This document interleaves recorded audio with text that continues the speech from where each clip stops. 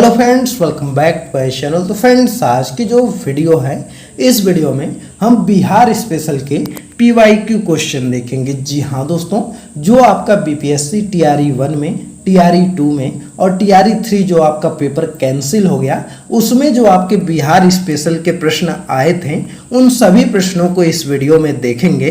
तो फ्रेंड्स, अगर आप बिहार शिक्षक भर्ती 3.0 री एग्ज़ाम की तैयारी कर रहे हैं या टीआरई 4 के लिए पढ़ रहे हैं, तो यह वीडियो आपके लिए बहुत ही इंपॉर्टेंट है, क्योंकि अगर आप इस वीडियो को पूरा देख लेते हैं, अच्छे से सभी प्रश्नों को तैयार कर लेते हैं, तो गारंटी है कि आपको इस वीडियो से प्रश्न मिलेगा। और दोस्तों, हमने जब पेपर मिला है टीआरई 1, टीआरई 2, टीआरई 3 का, तो उसमें बहुत से ऐसे प्रश्न पाए जो कि बीपीएससी ने डायरेक्ट जो है प्रीवियस ईयर उठा करके उसमें पूछ लिया था।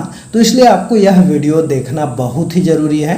अगर आप इस वीडियो को देखेंगे तो गारंटी है कि आपका जो स्कोर है वह जरूर बढ़ेगा। तो दोस्तों, हम देखते हैं कि कौन कौन से प्रश्न आपके आए थे। तो देखिए, पहला प्रश्न आपके पेपर में जो आया था वह आया था, बरौनी तेल शोधक संयंत्र बिहार के किस जिले में स्थित है। जी हाँ दोस्तों, यह प्रश्न आपका पूछा गया था टीआरई में कि बरौनी तेल शोधक संयंत्र बिहार के किस जिले में स्थित है। तो यह आपका स्थित है कहाँ पर? तो बेगूसराय में स्थित है। कहाँ पर स्थित है? तो बेगूसराय में स्थित है। इसको आप याद रखिएगा। अगला प्रश्न है कि बिहार के किस जिले में रेशमी वस्त्र का उत्पादन सर्वाधिक होता है। तो देखिए, अगर हम बात करें रेशमी वस्त्र के बारे में, तो रेशमी वस्त्र का जो उत्पादन होता है वह आपका भागलपुर में सबसे ज़्यादा होता है। कहाँ पर? तो भागलपुर में रेशमी वस्त्रों का उत्पादन होता है। वहीं पर अगर पूछा जाए कि सूती वस्त्रों का उत्पादन कहाँ पर होता है, तो वह आपका हो जाएगा गया में। गया को जो है वह बिहार का मैनचेस्टर बोलते हैं, तो इसको याद रखिएगा। और भारत का मैनचेस्टर कहाँ है? तो सूरत है, इसको याद रखेंगे। अगला है, बिहार के किस जिले में मक्का का उत्पादन सर्वाधिक होता है। तो देखिए दोस्तों, यह भी प्रश्न आपका आया था कि बिहार के किस जिले में मक्का का उत्पादन सर्वाधिक होता है। तो वह आपका होता है मुजफ्फरपुर में। कहाँ पर? तो मुजफ्फरपुर में सर्वाधिक होता है। इसको आप याद रखिएगा। अगला प्रश्न आपका था कि 1857 के विद्रोह के नेता कुंवर सिंह किस स्थान से संबंधित थे। तो देखिए, अगर हम बात करें कुंवर सिंह के बारे में, तो कुंवर सिंह जो थे यह आपके जगदीशपुर से संबंधित थे। और जगदीशपुर कहाँ पड़ता है? तो आपके बिहार में पड़ता है। और दोस्तों, जगदीशपुर जो है, इससे जो है कि जितने भी क्वेश्चन है आप इस टॉपिक को पढ़ लीजिएगा। कुंवर सिंह के बारे में अच्छे से पढ़ लीजिएगा, क्योंकि कुंवर सिंह के बारे में टीआरई 1 में भी प्रश्न था, टीआरई 2 में भी था और टीआरई 3 में भी था। तो इसलिए जो आपका पेपर कैंसिल हुआ है, तो इसलिए आप इस प्रश्न को अच्छे से पढ़िएगा और इनसे रिलेटेड जितने भी प्रश्न हैं, जो भी टॉपिक है, आप उसको पढ़ लीजिएगा। अगला प्रश्न आपका आया था कि चंपारण नील आंदोलन के दौरान महात्मा गांधी जी के साथ कौन थे। तो देखिए, अगर हम बात करें चंपारण नील आंदोलन जो हुआ था, उनके साथ जो थे वह आपके महादेव देसाई भी थे, अब्दुल बारी भी थे और नरहरि पारीख भी थे। जी हाँ दोस्तों, कौन कौन भी थे? महादेव देसाई भी उनके साथ थे, अब्दुल बारी भी थे और नरहरि पारीख भी थे। तो इसलिए इसका जो आंसर है वह उपयुक्त में से एक से अधिक हो जाएगा। और दोस्तों, जो यह नील आंदोलन हुआ था, यह क्या हुआ था कि राजकुमार शुक्ला जी जो थे, वह जो है 1916 में जो लखनऊ अधिवेशन होता है कांग्रेस का, तो वहाँ पर वह जाते हैं और जो चंपारण में किसानों की समस्या थी नील की खेती को लेकर के, वह चीज़ों को वहाँ सबके सामने रखते हैं। तो उसके बाद वहाँ पर गांधी जी कहते हैं, चलिए हम जो है कि अगले साल जो है कि आपके यहाँ आएंगे, क्योंकि जो अधिवेशन होता था वह आपका दिसंबर में होता था। तो इसलिए 1916 के दिसंबर में अधिवेशन था और अगले साल यानी कि 1917 में वह जो है कि आपका अप्रैल महीने में आते हैं और उसके बाद चंपारण नील आंदोलन जो है कि वह करते हैं। तो इसको आप याद रखिएगा। अगला है कि किस वर्ष बिहार प्रांतीय किसान सभा का गठन हुआ था। तो देखिए, अगर हम बात करें बिहार प्रांतीय किसान सभा का जो गठन हुआ था, यह 1929 ईस्वी में हुआ था। जी हाँ दोस्तों, कब हुआ था? तो 1929 ईस्वी में हुआ था। और तो इस चीज़ को याद रखिएगा। दोस्तों, यह वीडियो आपको कैसी लग रही है कमेंट करके बताइएगा। और वीडियो पसंद आ रही है तो वीडियो को लाइक करिए, ज़्यादा से ज़्यादा शेयर करिए, और चैनल पर नए हैं तो चैनल को ज़रूर सब्सक्राइब कर लीजिएगा। और सबसे इम्पॉर्टेंट बात है कि आप हमको टेलीग्राम पर फॉलो कर लीजिए। जी हाँ दोस्तों, टेलीग्राम चैनल का लिंक इस वीडियो के डिस्क्रिप्शन में दिया गया है, तो वहाँ से क्या करिए, क्लिक करके हमको टेलीग्राम पर फॉलो कर लीजिए। क्योंकि टेलीग्राम पर अगर आप फॉलो किए रहेंगे तो वहाँ से जो है कि जब भी वीडियो हम अपलोड करते हैं तो डायरेक्ट वीडियो का लिंक टेलीग्राम पर देते हैं। साथ ही में जो है कि कोई नई जानकारी रहती तो वह भी शेयर करते हैं, और जो है कि कोई PDF वगैरह रहता है तो वह भी देते हैं। तो इसलिए हमको वहाँ पर टेलीग्राम पर जरूर फॉलो कर लीजिए। अगला प्रश्न आपका है कि बिहार में 1781 के विद्रोह के बारे में निम्नलिखित में से कौन सा कथन सही है। तो देखिए 1781 का जो विद्रोह हुआ था यह जो है यह एक प्रकार से आपका जमींदारी विद्रोह था। जी हाँ दोस्तों, जमींदारों द्वारा किया गया विद्रोह था, यह जो है कि किसानों द्वारा किया गया विद्रोह नहीं था। तो इसलिए इसका थर्ड वाला ऑप्शन आपका सही हो जाएगा, इसको याद रखिएगा।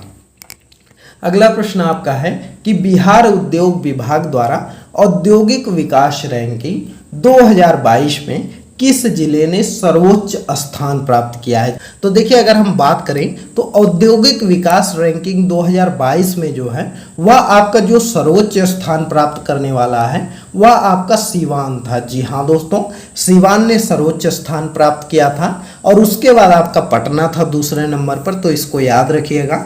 अगला प्रश्न है कि biography of Kunwar Singh and Amar Singh के लेखक कौन है।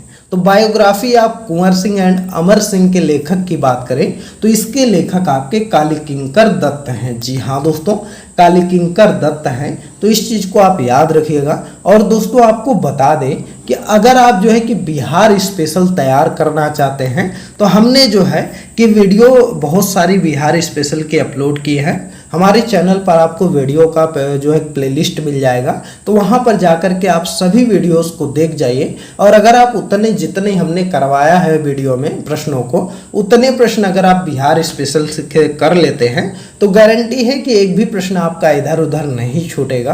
तो इसलिए आप क्या करिए कि उन सभी वीडियो को देख जाइए। अगला प्रश्न आपका है कि प्रथम अखिल भारतीय कांग्रेस समाजवादी सम्मेलन कहाँ हुआ था।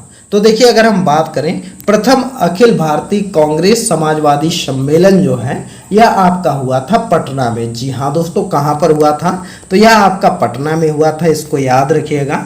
अगला प्रश्न है कि 1918 के किस महीने में चंपारण कृषि कानून यूरोपीय नील बागान के स्वामी के विरुद्ध पारित हुआ था।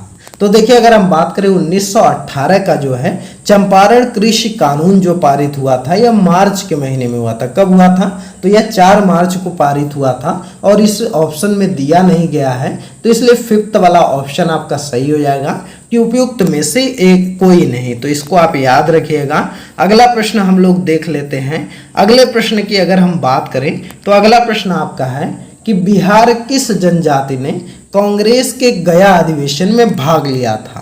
तो देखिए जो गया अधिवेशन हुआ था उसमें जो भाग लेने वाली जनजात थी वह उरांव जनजात थी। जी हाँ दोस्तों, बिहार में जो है वह पहले अधिवेशन में जो कि आपका यह हुआ था गया में जो होने वाला था अधिवेशन, उसमें जो है कि उरांव जनजाति ने जो है भाग लिया था। इस चीज को याद रखिएगा। अगला प्रश्न है कि महात्मा गांधी एंड बिहार सम रेमिसेंसेस पुस्तक के लेखक कौन है। तो देखिए दोस्तों यह प्रश्न जो है यह बहुत ही इंपॉर्टेंट है। यह आपका TRE 1 में भी आया था और TRE 2 में डायरेक्ट पूछ लिया गया था। तो इसलिए महात्मा गांधी एंड बिहार सम रेमिसेंसेस के लेखक जो हैं वह आपके डॉक्टर राजेंद्र प्रसाद हैं। कौन है, तो डॉक्टर राजेंद्र प्रसाद ने जो है वह महात्मा गांधी एंड बिहार सम रेमिसेंसेस नामक पुस्तक को लिखे हैं। तो इसको याद रखिएगा। अगला प्रश्न है कि किस आंदोलन के प्रभाव में आकर बिहार के लोगों ने चौकीदारी कर देने से इनकार कर दिया। तो देखिए वह कौन सा आंदोलन था, तो वह आपका आंदोलन था सविनय अवज्ञा आंदोलन। जी हाँ दोस्तों, सविनय अवज्ञा आंदोलन जब आपका शुरू हुआ 6 अप्रैल 1930 को, तो उसके बाद जब यह धीरे धीरे पहुंचा बिहार, तो बिहार के लोगों ने जो है सविनय अवज्ञा आंदोलन का सपोर्ट करने के लिए जो है कि वहाँ पर चौकीदारी कर देने से मना कर दिया था। तो इस चीज़ को आप याद रखिएगा। और जो है कि दांडी जो मार्च गांधी जी कर रहे थे, तो दांडी मार्च जैसे ही खत्म होता है, जिस दिन नमक कानून को गांधी जी तोड़ते हैं 6 अप्रैल को, उसी दिन से आपका सविनय अवज्ञा आंदोलन की शुरुआत होती है। तो इस चीज़ को याद रखिएगा। और आपकी अगस्त क्रांति की शुरुआत कब हुई थी? तो 8 अगस्त 1942 को हुई थी। वहीं पर अगर हम बात करें आपका असहयोग आंदोलन कब शुरू हुआ था? तो 1 अगस्त 1920 को शुरू हुआ था। अगला प्रश्न है, राष्ट्रीय जनता दल की स्थापना किस वर्ष हुई थी? तो देखिए, अगर हम बात करें राष्ट्रीय जनता दल की जो स्थापना है, यह आपका 1997 ईस्वी में हुआ था। जी हाँ दोस्तों, 1997 ईस्वी में राष्ट्रीय जनता दल की स्थापना हुई थी। तो इसको याद रखिएगा।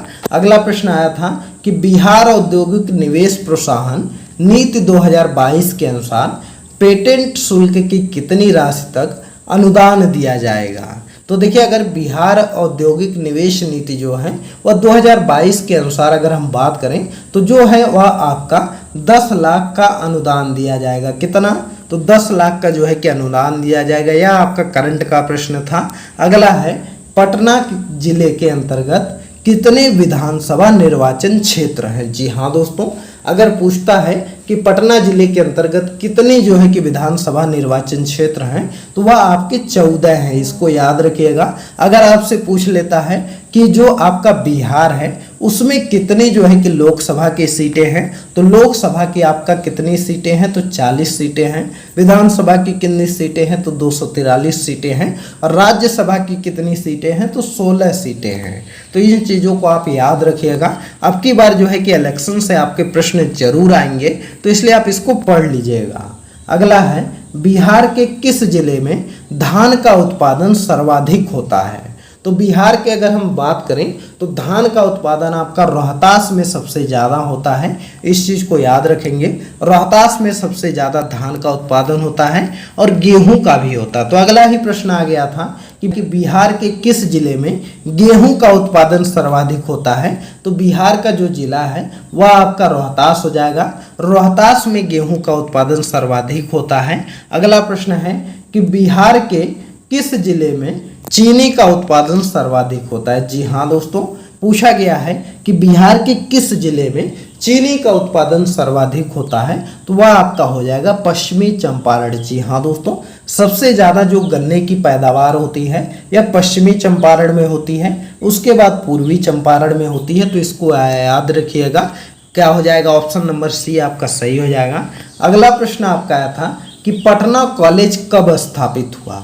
तो देखिए, अगर हम बात करें पटना कॉलेज की, तो पटना कॉलेज की जो स्थापना है यह 1863 ईस्वी में हुआ था। जी हाँ दोस्तों, 1863 ईस्वी में पटना कॉलेज की स्थापना की गई थी। और दोस्तों, अगर आपसे पूछ लेता है कि जो है कि पटना वुमेंस कॉलेज की स्थापना कब हुई थी, मतलब जो है कि पटना वुमेंस कॉलेज, तो वह आपका हुआ था आपका 1940 में हुआ था। जी हाँ दोस्तों, पटना वुमेंस कॉलेज की स्थापना 1940 में हुआ था। वहीं पर पटना कॉलेज की स्थापना 1863 में हुआ था। और पूछ लेता है कि पटना विश्वविद्यालय की स्थापना कब हुई थी, तो 1917 ईस्वी में हुआ था। और बिहार विद्यापीठ की स्थापना कब की गई थी, तो यह जो है असहयोग आंदोलन के दौरान गांधी जी ने किया था। तो इसको याद रखिएगा। अगला प्रश्न है कि मुजफ्फरपुर बम कांड में किसको फांसी की सजा दी गई थी? तो मुजफ्फरपुर बम कांड में जो है वह आपका खुदीराम बोस को फांसी की सजा दी गई थी। जी हाँ दोस्तों, खुदीराम बोस को फांसी की सजा दी गई थी। इसमें क्या हुआ था कि जो मुजफ्फरपुर बम कांड हुआ था उसमें प्रफुल्ल चाकी और खुदीराम बोस दोनों लोग मिलकर के बम फेंके थे। और उसके बाद ये लोग भाग जाते हैं। और भागते जब हैं तो उसमें क्या होता है कि खुदीराम बोस पकड़ा जाते हैं, लेकिन प्रफुल्ल चाकी भाग जाते हैं। तो ऐसे में बाद में जो है कि प्रफुल्ल चाकी अपने से ही अपनी आत्महत्या कर लेते हैं गोली मार करके। लेकिन जो है कि खुदीराम बोस को सबसे कम उम्र में फांसी की सजा सुना दी जाती है। अगला प्रश्न आया था कि किस वर्ष बाबू कुंवर सिंह का देहांत हुआ था? तो देखिए, अगर हम बात करें बाबू कुंवर सिंह का जो देहांत हुआ था यह आपका 1858 ईस्वी में हुआ था। जी हाँ दोस्तों, 1858 ईस्वी में इनका देहांत हो गया था और 1857 की जो क्रांति हुई थी उसमें इन्होंने जगदीशपुर से नेतृत्व किया था।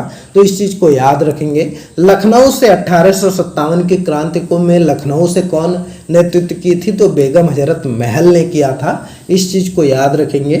तो दोस्तों इतने ही प्रश्न जो है कि आपके बिहार स्पेशल से आए थे, जो कि TRE 1, TRE 2 और TRE 3 में आए थे। तो आप इन सभी प्रश्नों को अच्छे से तैयार कर लीजिएगा। वीडियो को जरूर रिपीट करके 3-4 बार देख लीजिएगा, तो जिससे कि आपके सभी प्रश्न तैयार हो जाएंगे। और दोस्तों अगर आप ध्यान से इन प्रश्नों को देखेंगे तो कुछ ही टॉपिक है जिनसे कि जो है कि प्रश्न आपके बिहार स्पेशल से पूछे जाते हैं। तो इसलिए आप उन सभी टॉपिकों को पढ़ लीजिएगा। और बिहार स्पेशल की तो हमने पूरा जो है कि 15 से 20 वीडियो अपलोड किया है। तो अगर आप उतना पढ़ लेते हैं, हर वीडियो 15 मिनट 20 मिनट के हैं, तो गारंटी है कि आपका बिहार स्पेशल का एक भी प्रश्न नहीं छूटेगा। तो इसलिए आप इसको देख लीजिएगा। चलिए यह वीडियो आपको कैसी लगी कमेंट करके बताइएगा। और वीडियो पसंद आई हो तो वीडियो को लाइक करिए, ज़्यादा से ज़्यादा शेयर करिए, और चैनल पर नए हैं तो चैनल को जरूर सब्सक्राइब करिए। चलिए मिलते हैं अगले एक नई वीडियो में एक नए टॉपिक के साथ। तब तक के लिए बाय बाय।